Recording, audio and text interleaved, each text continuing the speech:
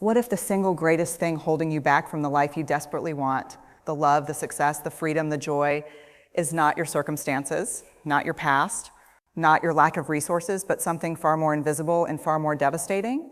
What if it's the constant, exhausting, soul-crushing habit of waiting for someone else to tell you that you are enough?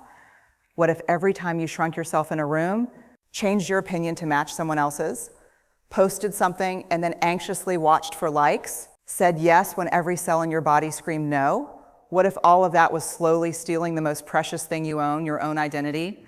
What if I told you that the moment you stop seeking approval is not the moment people abandon you, but actually the moment your real life begins? Stay with me, because what you're about to hear will not just challenge the way you think, it will permanently change the way you live. What if the most dangerous addiction in the world isn't alcohol, isn't social media, isn't even power? What if the most dangerous addiction in the world is the approval of other people? Think about that for a moment. Think about how many decisions you made today, what you wore, what you said, what you didn't say, what you posted, what you deleted before posting. How many of those decisions were driven not by who you truly are, but by who you thought others needed you to be? I want to talk to you today about something that sits at the very core of human suffering and human liberation simultaneously. I want to talk about what happens truly, deeply, profoundly happens when you make one of the most courageous decisions a human being can make. When you finally, after years of performing and shrinking and people-pleasing and hiding, when you finally stop seeking approval. Now here's the thing. Most of us don't even realize we're doing it. Approval seeking doesn't always look like desperation. It doesn't always look like checking your phone every 3 minutes or desperately fishing for compliments. Sometimes it looks like staying in a career that slowly kills your spirit because your parents are proud of your job title. Sometimes it looks like laughing at a joke that offends you because you don't want to seem difficult. Sometimes it looks like having an opinion, a fully formed, deeply felt, completely valid opinion, and swallowing it whole because you're terrified of what the room might think. We have been doing this our entire lives. And we have been doing it because somewhere along the way, we received a devastating message, a message so subtle, so consistent, so woven into the fabric of how we were raised and educated and socialized that we never stopped to question it. And that message was this: your worth is conditional, your love must be earned, your belonging must be performed.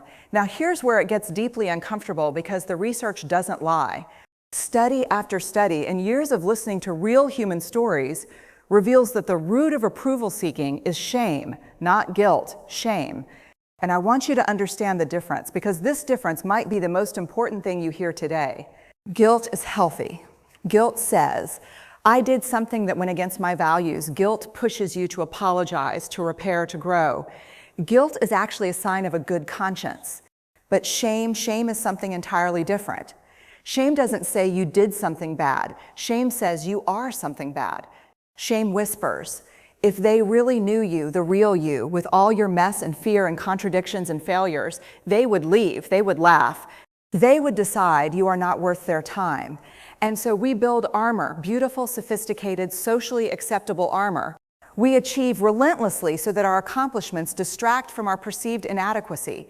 We become the funny one, the helpful one, the agreeable one, the one who never makes waves and always knows what to say. We perform, and we perform brilliantly. And people applaud the performance. And we mistake the applause for love, and we go back for more. But here is the devastating cost. Every single time you choose performance over authenticity, you widen the gap between who you are and who the world sees. And eventually you find yourself in a terrifying place, surrounded by people who love you and utterly, completely alone, because the version of you they love is a version you manufactured. And you know it. And that knowledge is one of the loneliest feelings a human being can carry. So what actually happens when you stop? What happens when you finally put down that need for approval and decide, perhaps for the first time in your life, to simply radically, terrifyingly be yourself?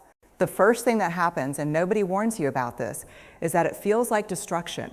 It feels like you are breaking apart because the architecture of your entire life has been built around this need. Your relationships have been built around it. Your identity has been built around it.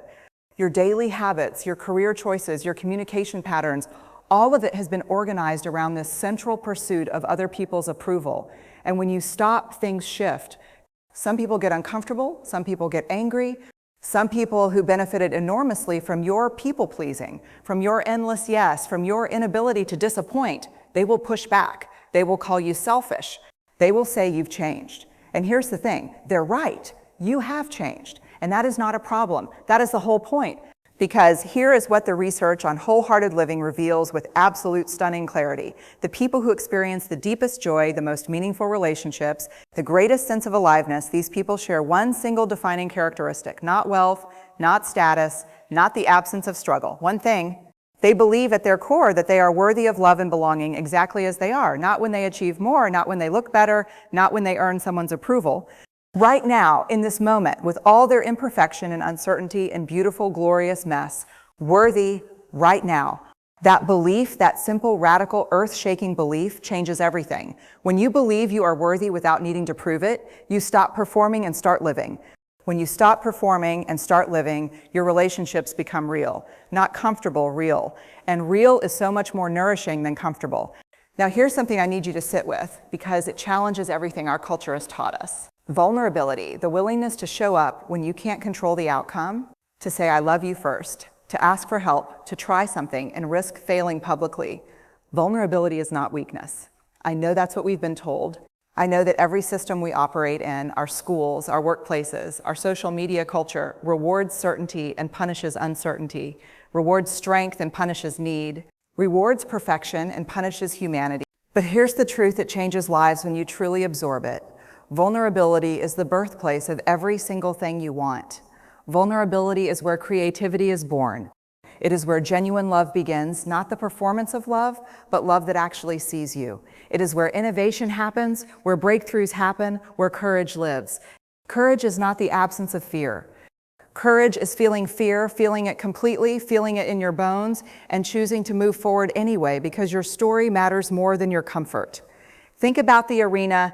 Picture a great arena, the kind where the crowd fills every seat, where the noise is overwhelming, where every mistake is witnessed by thousands. Now picture someone in the center of that arena, face sweaty, covered in dust, who has stumbled and fallen and gotten back up and stumbled again, who is trying visibly, imperfectly, courageously trying. Now picture the spectators in the stands, watching, commenting, critiquing, pointing out every stumble, every wrong move, every moment of weakness, safe in their seats, risking nothing. Here's the question that stops people cold. Who do you want to be? Because the person in the arena, the one who is getting knocked down and criticized and who might fail completely and publicly, that person is actually living. That person will know what it feels like to try with everything they have. And the critics in the stands, no matter how loud they shout, no matter how confident they sound, they will never know that feeling. And deep down, that emptiness is the price they pay for their safety. When you stop seeking approval, you step out of the stands and into the arena. And yes, you will be more exposed. You will be more vulnerable to criticism. But you will also be more alive than you have ever been in your entire life. Because the critics, the people in the bleachers pointing and judging, their opinion of you has no power over you anymore. Not because you've become arrogant or hardened, but because you've developed something far more powerful than a thick skin. You've developed a deep, unshakable knowledge of your own worth. And here's what shifts in your relationships when this happens. Everything shifts. When you stop needing approval, you stop tolerating relationships that only function on condition. You stop settling for connections that require you to perform. You begin to attract, and here's the beautiful paradox, you begin to attract people who actually see you because you're finally showing them something real to see. Belonging, true belonging, is not fitting in. That is one of the most important distinctions you will ever make. Fitting in requires you to assess a room, figure out who you need to be in that room, and shape-shift accordingly. True belonging requires something completely different. True belonging requires you to walk into that room as yourself, your whole, imperfect, complicated, magnificent self, and trust that if you can't belong there as you are, then it is not your room. That takes courage. That takes a kind of courage that feels reckless at first.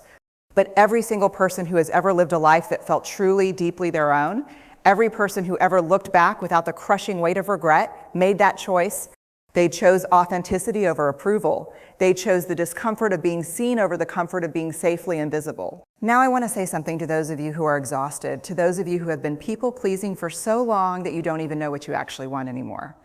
To those of you who have been saying yes until the word has lost all meaning.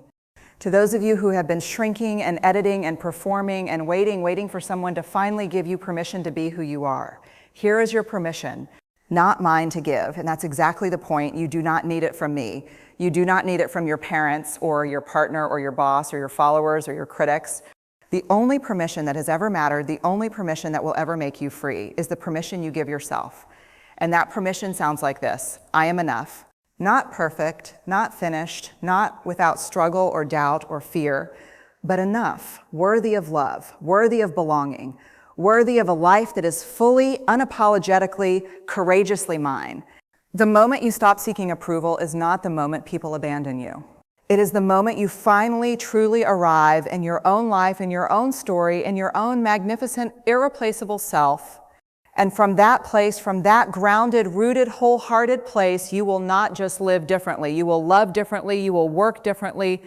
You will show up in the world with a kind of quiet power that no amount of external validation could ever give you. Because you will finally know at your core, in your bones, beyond the reach of anyone's opinion, that you are always, already, completely enough. What if this was the moment everything changed for you? Not tomorrow, not when you're more ready or more certain or more prepared, right now. What if this was the exact moment you decided to stop living for the applause and start living for the truth, your truth? The journey from approval seeking to authentic living is not linear. It is messy and uncomfortable and deeply, profoundly worth it. You will stumble back into old patterns. You will catch yourself shrinking in rooms where you deserve to stand tall. And every single time you notice, every single time you catch yourself performing instead of living, you have a choice. Step back into the armor or step forward into the arena. Choose the arena every time, not because it's easy, but because your one wild and precious life deserves nothing less than the full, courageous, wholehearted presence of the real you. The world doesn't need more perfect performances. The world needs more real people, people who are willing to be seen, willing to fail, willing to try again, willing to love without guarantee and live without apology. You are one of those people. You always have been. And now, right now, you know it.